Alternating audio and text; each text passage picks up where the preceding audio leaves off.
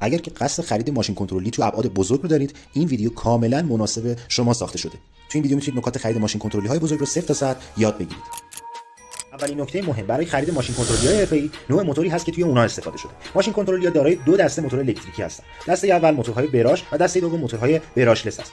موتورهای براش به موتورهایی گفته میشه که دارای چرخدنده‌های پلاستیکی توی ساختار خودشون هستن و از قیمت پایینتری برخوردارن، نمونه اقتصادی محسوب میشن و به همین دلیل استفاده از اونها میتونه اقتصادی‌تر و به‌صرفه‌تر حساب بشه. دسته دوم که موتورهای براشلس الکتریکی هستن، به موتورهایی گفته میشه که فاقد هر چرخدنده پلاستیکی باشن. این موتورها معمولا قدرت و سرعت بالاتری ارائه میدن و میتونن باعث بشن ما بیشتر لذت ببریم. همچنین طول عمر بالاتری دارن. ماشین کنترلی‌هایی که موتورهای براشلس دارن معمولا قیمت بالاتر و قدرت بیشتری رو ارائه میدن.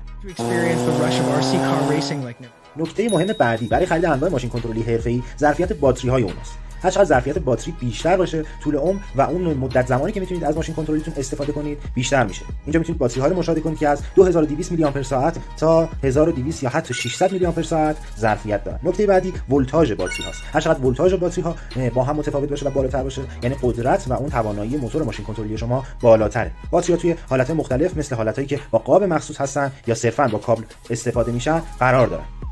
جنس شاسی ماشین کنترلی حرفه‌ای نکته بعدی هست که باید هنگام خرید اون بهش توجه کنید. توی ماشین کنترلی‌های حرفه‌ای معمولاً جنس شاسی از دو تا حالت تشکیل شده، یا به صورت فلزی و یا به صورت پلاستیکی استفاده میشه.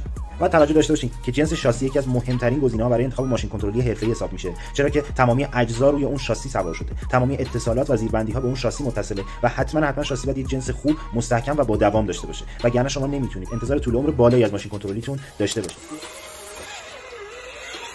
نکته بعدی برای خرید ماشین کنترلی حرفه‌ای نوع تایر یا اصطلاحاً لاستیکی هست که برای اونها استفاده یا تعبیه شده. لاستیک‌ها میتونن نمونه‌های مختلفی داشته باشن توی ماشین کنترلی‌های حرفه‌ای که از نمونه‌های آفرود و کاملاً منعطف رو میتونیم ببینیم تا نمونه‌های اسپورت‌تر و با رینگ‌های اسپورت، نمونه‌های سایز کوچیک‌تر، نمونه‌هایی که برای رالی و سرعت بالاتر مناسبن مثل این نمونه‌های کوچیک‌تر، یا نمونه‌هایی که مخصوص ماشین‌های دریفت هستن. لاستیک خیلی تأثیر مناسب و بالایی توی عملکرد ماشین کنترلی‌های حرفه‌ای میذاره. برای مثال ماشین‌های دریفت هیچ وقت نمیتونن از لاستیکی بجز این لاستیک مخصوص خودشون استفاده کنن، چون دیگه اون عملکرد مناسب رو ارائه نمیدن. یا موقعی که شما برای ماشین کنترلی آفرود دارین اقدام می‌کنین، لاستیک‌های دریفت اصلاً مناسب اون ماشین کنترلی نیستن. بجای شما باید از لاستیک‌های سایز بزرگ با آج‌های مخصوص آفرود استفاده بکنید که یک لاستیک خیلی با کیفیت و جوندار و با دوام رو میتونید توی اون ماشین کنترلی به کار ببرید.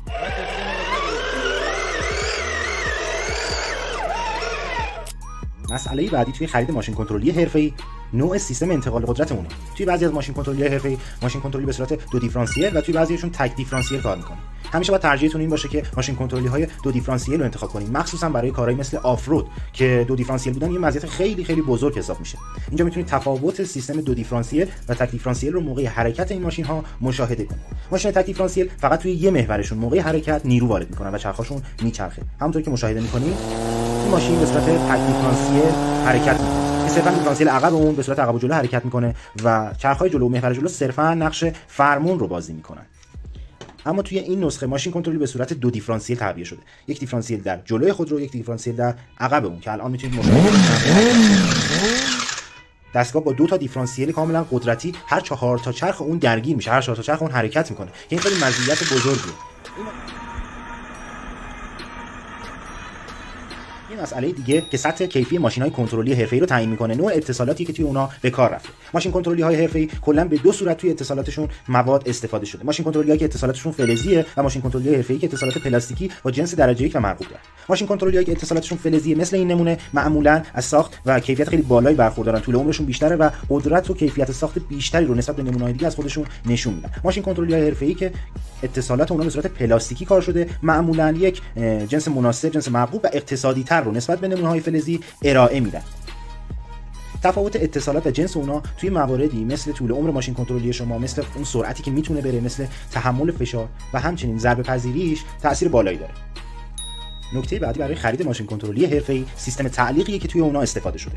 معمولا سیستم‌های تعلیق توی ماشین کنترلی‌های حرفه‌ای به 2 یا 3 حالت وجود داره. ماشین کنترلی‌هایی که سیستم تعلیقشون خیلی حرفه‌ای، فلزی و کاملا قابل تنظیم و شخصی سازیه و یه ریسپانس و بازخورد خیلی مناسب به شما ارائه میده. این ماشین کنترلی‌ها طول عمر، دوام و قدرت بالاتری برای مسیرهای پرفشار، مسابقات، آفرود و یا حتی مسابقات سرعتی از خودشون نشون میدن. دسته بعدی ماشین کنترلی‌هایی هستن که از یک سیستم تعلیقی ترکیبی از پلاستیک و فلز استفاده می‌کنن. مثل این ماشین کنترلی که میتونید ببینید تعلیقش به صورت ترکیبی از پلاستیک و فلز استفاده شده. طبقه‌ها و پایه‌های اتصالات محور به صورت پلاستیکی و کمک فنرها به صورت فلزی کار میکنن. این ماشین کنترلی‌ها اقتصادی‌ترن و یک ساختار مناسب، تعلیق خوب و اقتصادی رو به شما ارائه میدن. اگر که میخواین برای مسیرهای با فشار کمتر ماشین کنترلی حرفه‌ای تهیه کنید، این گزینه‌های مناسبیه.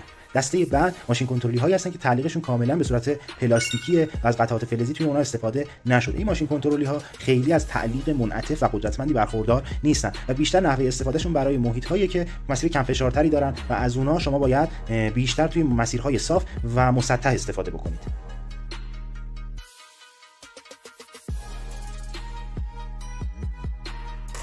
مقاومت در برابر حرارت نکته بعدیه که موقع خرید ماشین کنترلی حرفه‌ای حتما باید بهش توجه کنید.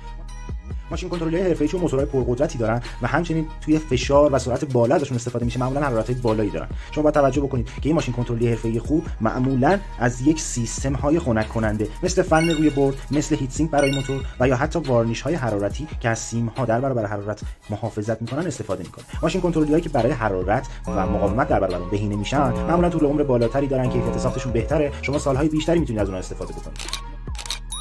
یه مسئله دیگه که موقع خرید ماشین کنترلی‌های حرفه‌ای باید بهش توجه کنید، وزن ماشین کنترلی. معمولا ماشین کنترلی‌های سرعتی که میخواد توی مسابقات استفاده بشن، سرعت بالاتر نیاز دارن، اجزای داخلیشون سبک‌تره، وزن کمتری دارن. قاب رویشون به صورت منعطف و نازک ساخته میشه که ماشین کنترلی با وزن خیلی کم و سبکی ساخته بشه، بتونه سریع و چالاک باشه، شتاب بالایی داشته باشه و مانورپذیریش خیلی خوب باشه.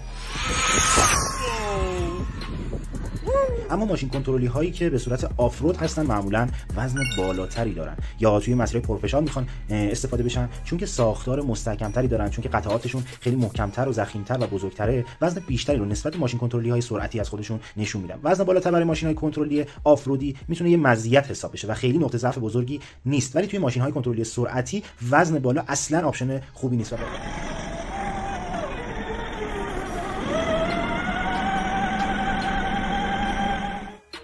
یه موضوعی که برای ماشین کنترلی های حرفه‌ای خیلی مهم حساب میشه، مخصوصا ماشین کنترلی های آفرودی، مقاومت در برابر رطوبت و گرد و خاک. معمولا از ماشین های آفرودی توی مسیرهای سخت، خاکی و گلی و یا مسیرهایی که رطوبت و گرد و خاک زیاد دارن استفاده میشه. شما باید به این توجه کنید که ماشین‌هایی رو انتخاب بکنید، ماشین کنترلی حرفه‌ای رو خریداری بکنید که مقاومت بالا یا خوبی رو در برابر رطوبت و گرد و خاک از خودش نشون بده. سرعت ماشین کنترلی حرفه‌ای یه مسئله خیلی مهم دیگه حساب میشه. شما اگر میخواین از این ماشین کنترلی برای مسابقات استفاده کنید، میخواین سرعت بالایی رو تجربه کنید باهاش، حتما باید سراغ گزینه‌هایی برین که سطح سرعت و موتورهای سرعتی بالایی دارن. گیربکسشون به صورت سرعتی، دیفرانسیلشون به صورت سرعتی بهینه شده و میتونن سرعت‌هایی رو بالغ و شاید حتی 40، 50 یا 70 کیلومتر در ساعت طی بکنن. برای انتخاب ماشین کنترلی حرفه‌ای همه چیز توی خود ماشینا خلاصه نمیشه. یه مسئله دیگه که خیلی مهمه، نوع رادیو کنترلرهای اون ماشین‌های کنترلیه. رادیو کنترلرهای ماشین‌های کنترلی توی دو دسته جویستیک و تفنگی ساخته میشن. معمولا نمونه‌های تفنگی محبوبیت بیشتری دارن، خوش‌دست‌ترن و رانندگی با اونها لذت بخش‌تره. ماشین کنترلی ها با رادیو کنترل‌های مختلفی ارائه میشن که هر کدومشون آپشن های متفاوتی داره و سطح کیفیت ساخت متفاوتی داره. توی نمونه‌هایی که خیلی با سطح بالا ساخته میشن، شما میتونید ماژول‌هایی مثل ماژول فرمون حساس به فشار، یعنی هر چقدر که شما ماژول فرمون رو بچرخونید، فرمون دستگاه هم به همون قد میچرخه، یا ماژول گاز ترمز حساس به فشار که با توجه به فشار شما سرعت اون دستگاه کم و زیاد میشه. همچنین تنظیم کننده‌های فرمون و محدود کننده سرعت رو میتونید روی کنترلر مشاهده بکنید. یکی دیگه از آپشن‌های مهم برای خرید ماشین کنترلی‌های حرفه‌ای محدود کننده سرعت است. محدود کننده سرعت وظیفه‌ش اینه که تعیین کنه شما موقع حرکت با ماشین کنترلی خودتون تا چه اندازه میتونید با اون سرعت بگیرید. فرقی نمی‌کنه که بخواید به سمت جلو حرکت کنید یا به سمت عقب. در هر صورت محدود کننده سرعت باید تعیین کنه حداکثر سرعت ماشین کنترلی حرفه‌ای شما روی چه سطحی تنظیم بشه. آپشن بعدی برای ماشین کنترلی‌های حرفه‌ای تنظیم کننده و یا کالیبراسیون فرمون است. معمولا پیش میاد که توی ماشین کنترلی ها شما بعضی وقتا موقع حرکت میبینید که فرمونتون کاملا صاف نیست و یا به اندازه‌ای که به چپ میپیچه به راست نمیپیچه. توی ماشین کنترلی حرفه‌ای برای حل این مسئله یه آپشن تعبیه شده. آپشنی که به اسم کالیبراسیون فرمون شناخته میشه و شما با استفاده از رادیو کنترلر ماشین کنترلی خودتون میتونید تعیین کنید که میزان چپ و یا راست رفتن ماشین کنترلیتون کم و زیاد بشه و یه تعادل برای اون تنظیم بکنید. خیلی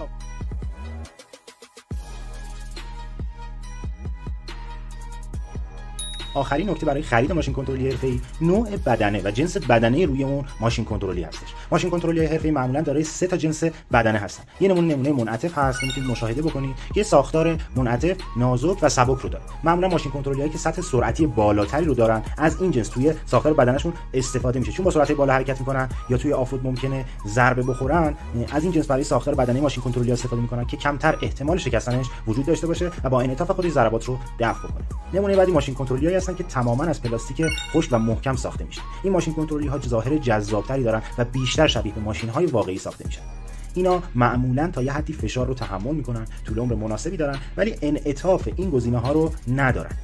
دسته سوم ماشین کنترلی حرفه‌ای هستن که ساختار و بدنه اونها به صورت فلزی استفاده میشه. موقعی که از فلز استفاده میکنید کیفیت رنگ بالاتری رو میتونید داشته باشید و طول عمر و دوام بیشتری رو هم میتونید مشاهده بکنید، اما ممکنه با ضربات تغییر حالت رو روی بدنه ماشین تا همیشه داشته باشید.